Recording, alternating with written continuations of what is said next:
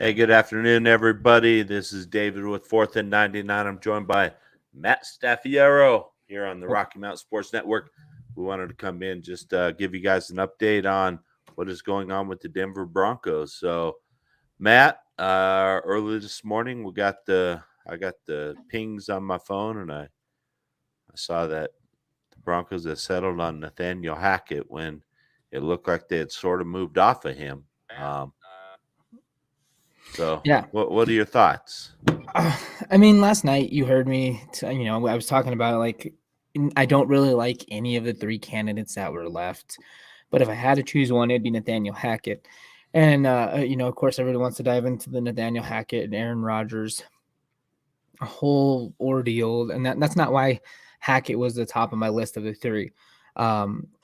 What really intrigues me about Nathaniel Hackett is he's worked with two different types of quarterbacks. He's worked with Blake Bortles and he's worked with Aaron Rodgers, both who are not necessarily easy guys to kind of get along with. Both have a sense of air, that's quarterback arrogance amongst himself. And he's been able to get a good product out of both of them. I mean, granted, Aaron Rodgers is a perennial Pro Bowler. One's going to have to ask the question, is this the Mike McCoy, Adam Gase, Peyton Manning type effect, with Nathaniel Hackett? And I hope that's not the case. But after taking a deep dive and seeing what he was able to do in Jacksonville with Blake Bortles, have the league's leading rushing attack that year, having, back in Buffalo, this, number 2 rushing attack. I mean, it just felt like this is a good move for Denver and what their identity is and what it's going to be. I also like that it opens up flexibility. You don't have to commit to an Aaron Rodgers plan only. I think with a Dan Quinn, you would have had to. I think he brings in enough coaching soiree about himself to really work with the rookie quarterback if that's what he wants to do. He's shown that he's willing to adjust his style because he's a West Coast kid. He grew up in a West Coast offense. His dad ran a West Coast offense. That's kind of what they use in Green Bay. But we see that his ability to shift to what would fit his quarterback in Jacksonville, and I value that. Yeah. And want to just say, hey, what's up to Lawrence? I don't understand Bieniemy. I don't understand why Bieniemy is not getting any serious looks. I don't know if it's because of how deep Kansas City is always going into the playoffs, and maybe that's sort of hampering people, Yeah, I mean, I don't know. I want to talk about this last part, though, that he better bring Rodgers and Adams. And I don't think that's why George Payton made this hire. And if he did, then that's a very risky way to operate, is that you think you're going to get some players because you hire this coach. It's just not the way to run your organization. Now, if we get Aaron Rodgers, yeah, it's a bonus. I mean, you and I have been talking all morning. There's some concerns from the financial aspect, with bringing Aaron Rodgers in. What it will do to this team as far as salary cap, especially in 2022, unless Rodgers is going to restructure his contract, sign an extension, a restructure, and so those things can happen. Devontae Adams, I think, is more of a fairy tale because that guy's going to want almost $26 million a year. I mean, one has to beg the question though: with Aaron Rodgers in an environment he wants to be in, is he willing to take less?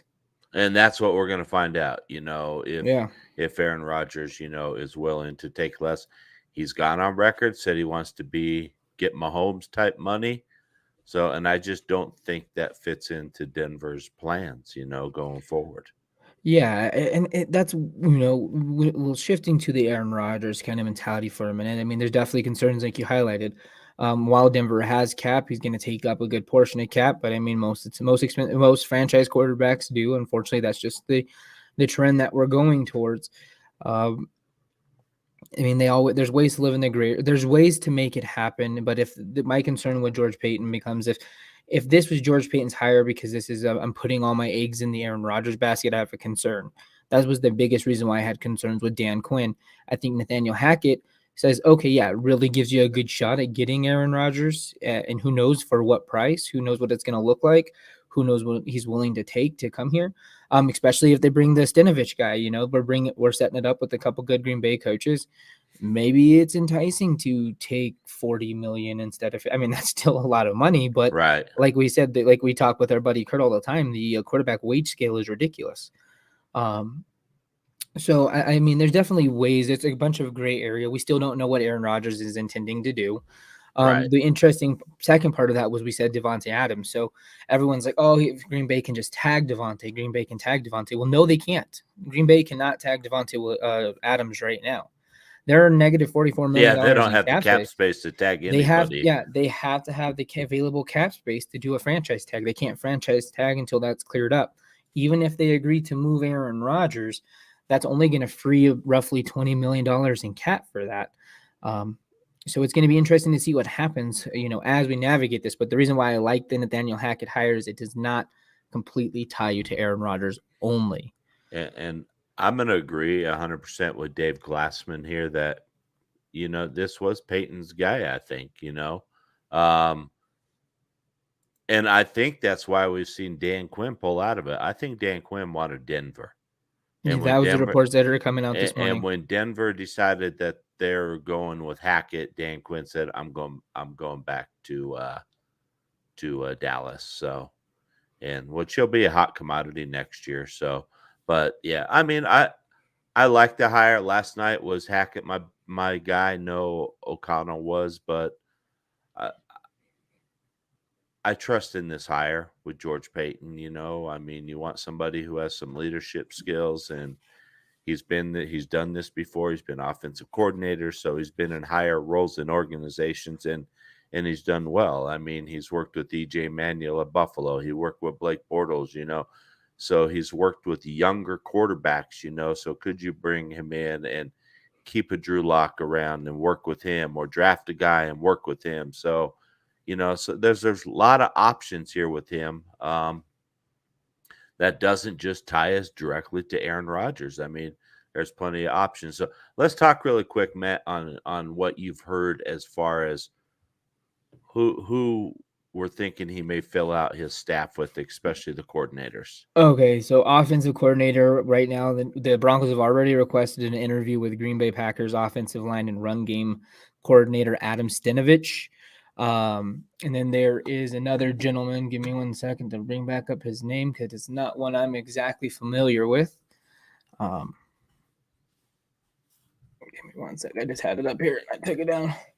His name is Ejiro Evero. So that's a new name that he's actually was on the coaching circle last cycle.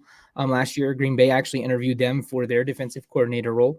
Some interesting facts about this is Evero is reported to be Nathaniel Hackett's best friend. They were friends. They've they were teammates back at UC Davis, 100 years ago. They've stayed close and they've got a really good relationship. So right now he's favored. And right now what we see with the Rams defense is he's got some pretty nice weapons out there. It would be his first defensive coordinator gig. It would be Stanovich's first offensive coordinator gig. So we're looking at, if that's the anticipated staff, let's say that goes through, that's Hackett at 42, Evero at 41, and Stanovich at 38 with an average, coordinator, head coach and coordinator age of 40 years old. So extremely young. Does it concern you that you would have a brand new head coach, no head coaching experience, a brand new OC with no OC experience, brand new DC with no defensive coordinator experience? I mean, none of these guys have really been play callers, as far as the OC and DC would go. So, I mean, how does this affect you? Would you like them to see maybe bring in a veteran defensive coordinator like Mike Zimmer or someone like that?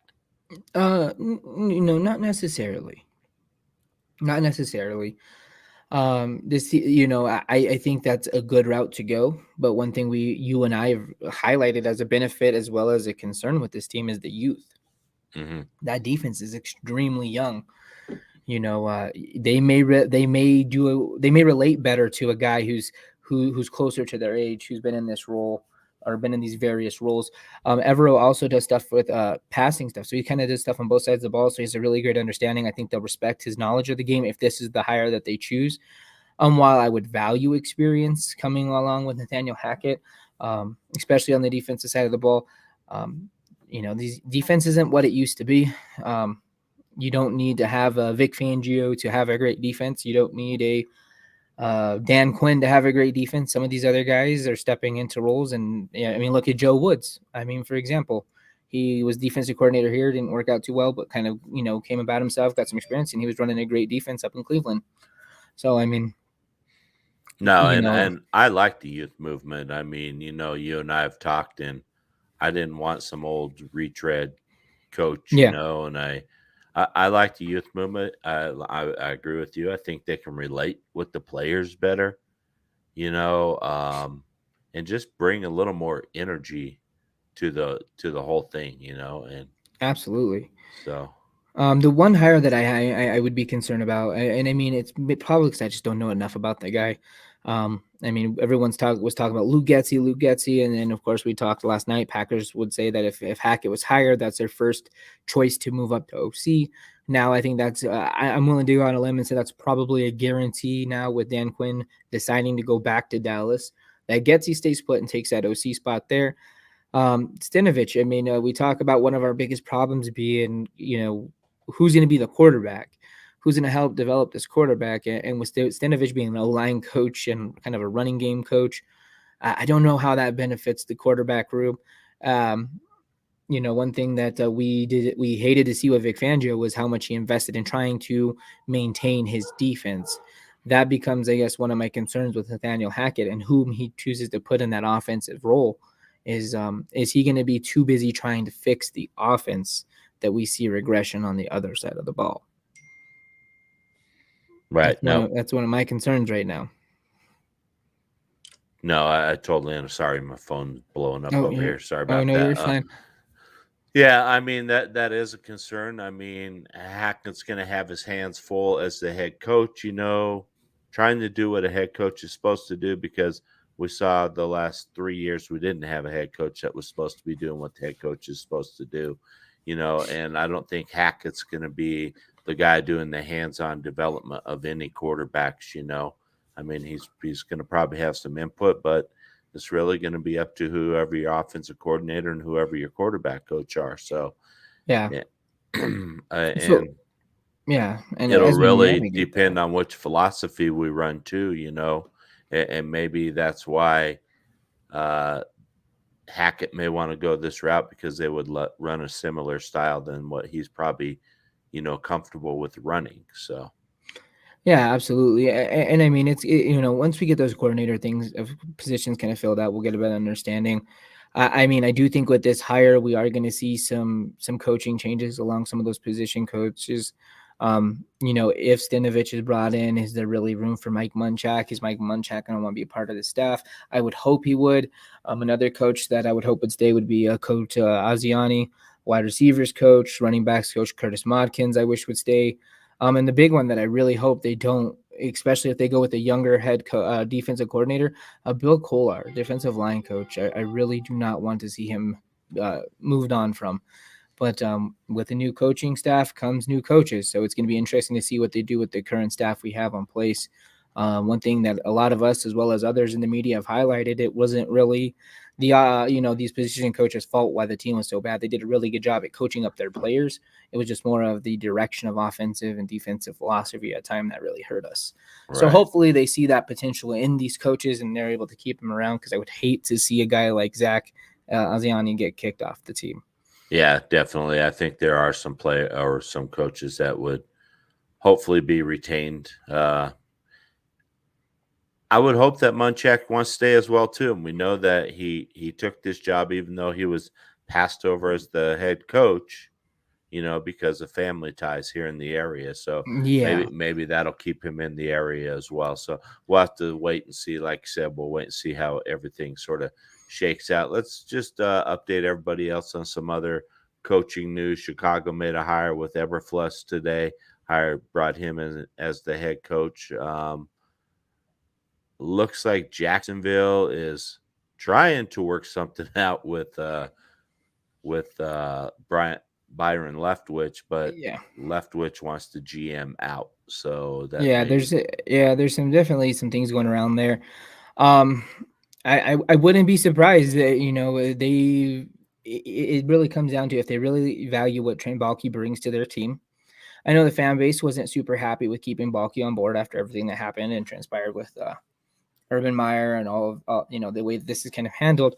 So I mean, don't be surprised if Vic Fangio is the head coach of the Jacksonville Jaguars. And that is the news out there right now that Vic Fangio is surfacing. Jacksonville's jet came in to Denver, about 4 days ago, I think 3 or 4 days ago, and interviewed Vic Fangio. So everybody thought it was coming to pick up Hackett and take him down there, but it was actually they were coming in to interview Vic Fangio. So And Vic the may one, resurface. the one thing with the Jaguars is they've had the longest time to dive into this coaching search. They've had the longest time to interview. They've had all of that stuff on their plate. Nobody wants to go there.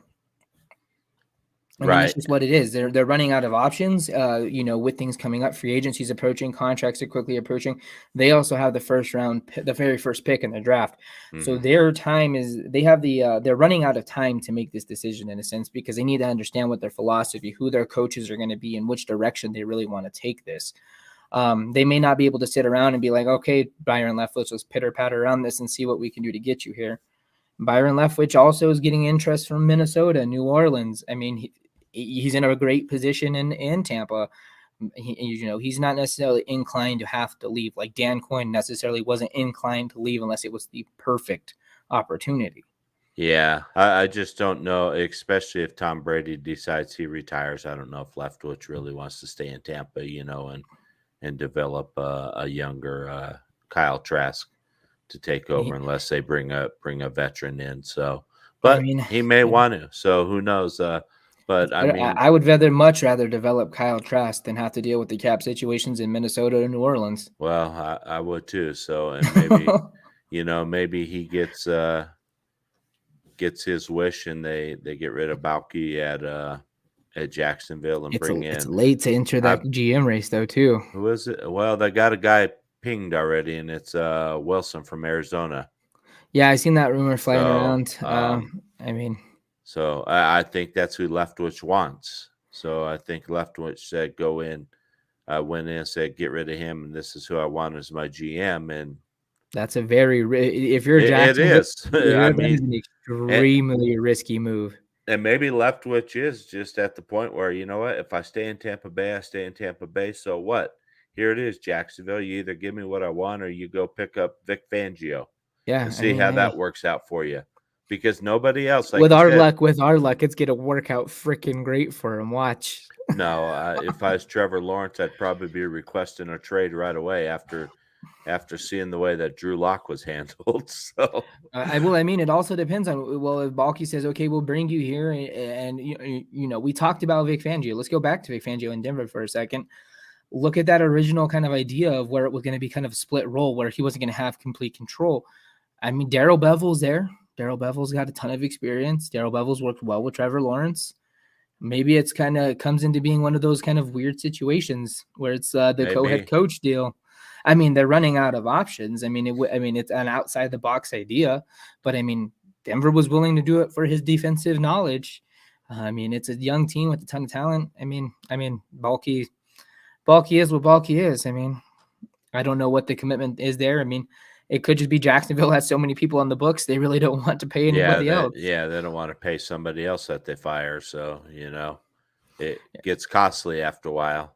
So, no, I understand it. It'll just be strange to see Vic Fangio resurface after such a horrible 3-year stint here in Denver. And then he just gets picked up on the first cycle afterwards. I could see him going somewhere being a DC, but a head coach is like, okay, what the heck is going on in Jacksonville? It's like I said, they're running out of options. Yeah. So I posed the question to our group earlier, and I didn't get a solid response. But what happens if Vic Fangio and Vance Joseph go to these, let's say Jacksonville and Miami, and they both turn it around? Vic Fangio gets the worst Jaguars to, let's say, a 7-10 record, and Dolphins make the playoffs. And they're both trending in a positive direction. Do we look back at this and have to be like, where was the disconnect? How could these two coaches in these environments with probably not as good of a roster. Miami, you could say, is pretty close. Yeah. But what would be the difference? I would say, I mean, does it come back to saying, was there some serious management issues pre-Peyton that kind of led to these things that maybe Vance Joseph and Vic Fangio had to endure that we weren't aware I of? would think that answer would be mostly a resounding yes. I mean, if they went to Mostly a these teams, resounding yes. I'll being take that it. that they went there and they succeed in I mean, I a don't have any ill system. wishes for Vic Fangio. I mean, And I don't either. The guy did what he could do with what he was given, and unfortunately, I mean, I just don't think Vic is cut out to be a head I coach. don't But either. I truly don't. he may go to Jacksonville, surprise us all. Yeah, Maybe that's what I'm saying. maybe Without he luck, was it's gonna just happen. finally to the point where I went out of Denver. I mean, After we truly 2 don't know what years the dynamic under was. John Elway, maybe he just said enough. Yeah. So So I have a question for you. yeah, So out of the 7 remaining head coaching vacancies, so that's what, Saints, Vikings, Raiders, Jags, Dolphins. Who else is there? Giants, and who am I forgetting? I'm forgetting one more. Raiders. I think so. Out of the 7 remaining spots, who is if you're a head coaching candidate, where's your dream destination? Oh, Miami. Oh, Miami, really? Yeah, I think Miami has a good roster they're building. I I think they have some stability within the organization. I mean, the Giants could be. I mean, Giants have a lot of draft capital, so Yeah, that's I'm huge. going to Yeah. say the Giants or the Dolphins. I mean, the Dolphins have a young quarterback. I mean, that I think Tua could be good with the proper coaching. Or I don't know. Sure as heck is not Houston. Uh, definitely Yeah, not Houston. I'm definitely. It's not Houston for me either. I may surprise you with Minnesota, I my don't option. know because Minnesota and the Saints are just in cap purgatory. Yeah, Who else we got? The we Raiders. got the I think Raiders. the Raiders is a good position. I mean, if depending on who they settle on for their GM. Yeah, So I mean, with Mayock being out, who are they going to bring in to help rebuild that roster? But I think it's a good situation. I mean, solid ownership with the Davis. I mean, Davis family. We may think that the son's a little cuckoo for Cocoa Puffs, but I mean, I mean, was Al Davis not a little cuckoo for yeah, Cocoa I Puffs? mean, the Davises have owned that franchise forever, so you got the stability there. A nice Yeah, new stadium. They're not going anywhere, so they're staying there. I don't know. I mean, I would have to say it's between the Giants and Miami. so Where's mine's gonna yours? surprise you. Minnesota. You think so with all their cap problems and Well, everything it's else? 12 million right now. They're under. I mean, it's a manageable. I mean, we've seen Howie Roseman get the Eagles into like $52 million in the red and found a way to get it out. I mean, there's ways to live in the gray area. I think that they have the best offensive Oh, roster. they do. They have a They great have one of the offensive best offensive roster. rosters in in the, I mean, let's be honest, one of the best offensive rosters in the Yeah, NFL. I I mean, as mean, much as people dog on it, Kirk Cousins, like, if let's they're get going to over that. retain Kirk Cousins, yeah, I mean, and you can maybe get him to restructure that contract to help Yeah, with offer him the an cap extension. issues. Yeah, offer him an extension and If fix some cap issues. That could be a good place. But right now, I mean, with them being over the cap, I don't like it. I don't like. I mean, New Orleans. I mean, that's going to take a miracle I don't down know. You're there. gonna have to probably go hire like a David Coley or something. Maybe, I don't know how. I mean, New Orleans is such a good destination, but I mean, I don't know how you get out of that mess. But Yeah, back to that's a total rebuild. That's where Denver needs to start digging for some pieces. But yeah. I like we mean, if said, I'm Minnesota though, Kevin O'Connell makes perfect sense for what I want to do. yeah, It gives me the ability if I don't want to keep Chris Cousins or if I don't, um, you he's can got. keep Kirk Cousins and draft a quarterback Yeah, I mean, and let O'Connell develop. you have so many routes you can go with Minnesota's offense. Um, I mean, and the one really big thing is it's a West Coast offense. That Yeah. offense is killer. Go get Mhm. yourself a decent defensive coordinator and start investing on the defensive side of the ball. Or if you got to trade Kirk Cousins, you're going to get a good return. I mean, You're going to And free it up the might be cap. good. Yeah, I mean, especially if Aaron Rodgers leads the division. that's what I was going to kind of go to. You I was like, know, it's going to become the easiest division in football. I mean, it doesn't get much easier than the Lions, Bears, and unless Justin Fields Packer just breaks and out. Rodgers Packers. So Yeah, I'm not holding my breath there, Dave. yeah, I'm not either. If you ask me who Especially has a better chance of with the breaking hire. out, if you were to ask me who has a better chance of breaking out between Jordan Love and Drew Lock, I would tell you Drew Lock. No, I didn't say Jordan Love. Oh, my I bad. I said thought I heard Justin Love. Fields. Yeah, I mean, Justin Fields got the ability, but now with that, I think you get the Depends right on who the offensive OC coordinator. is going to be. I really thought they were going to go with Jim Caldwell because I mean the Bears have been an organization that's been somewhat in a dysfunction for a while. Mm-hmm. Caldwell's a stabilizer. I mean, look what he did back in Indy. They were kind of it was kind of a mess. It was rocky. There was all these things going on, Manning, this, that. Yep. And then, I mean, the Andrew Luck thing. I mean, he's just a perfect stabilizer. And Pep Hamilton is who would be rumored to be his offensive coordinator, is a phenomenal coach who has had coaching experience, who's worked with young quarterbacks and receivers. And I mean, it would have just been a really solid hire. I think you had a better chance of trying to retain like an Allen Robinson. Really maximizing your David Montgomery's potential in the running backs. I think it would just been a way better hire for them.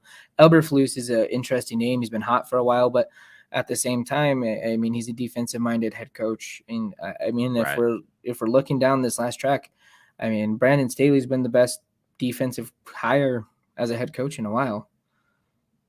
I mean, this new offensive mindset's really where it's at. It is. I mean, and the NFL is moving to a position where it's an offensive game. I mean, the rules are being tweaked to favor the offense and everything else because everybody wants to see points scored.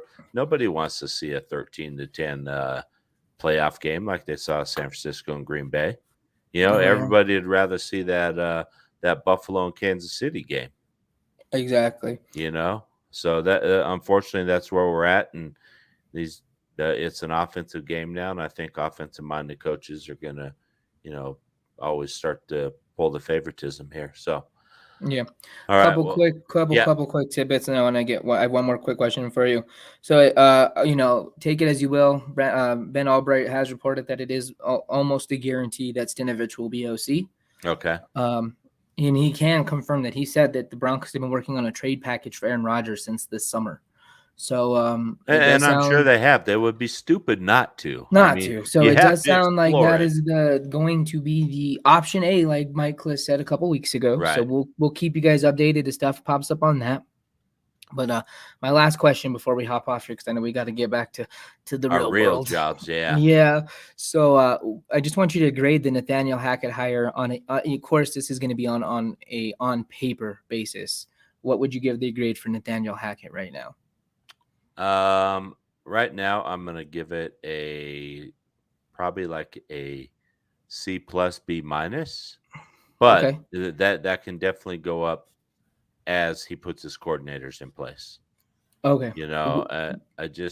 It's just, I don't know.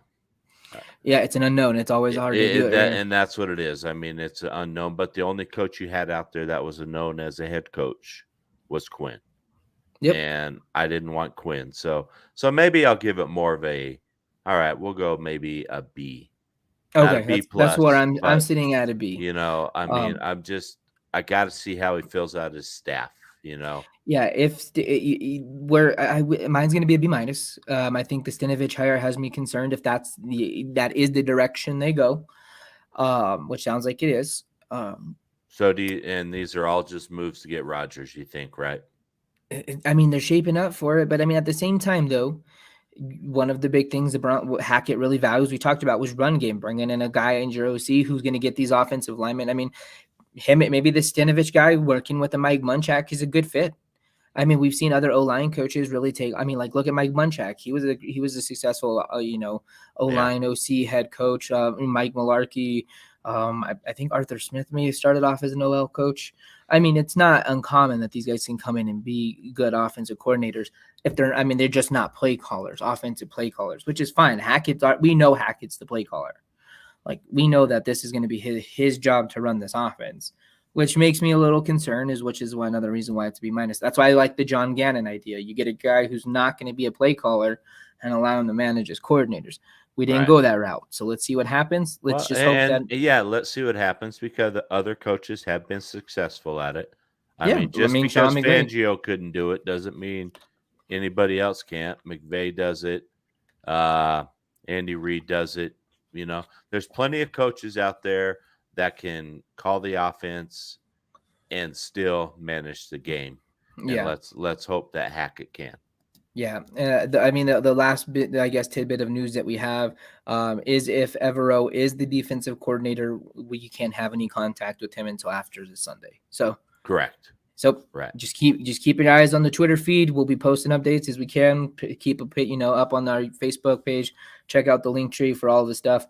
I will be releasing a segment on the breakdown on this a little bit more in depth. Once we get a better idea of who the coordinators are officially going to be. So keep an eye out for that. And that's all I got for today, Dave, unless you got any parting shots. No, I don't. I mean, I'm glad this is behind us now. Let's move forward.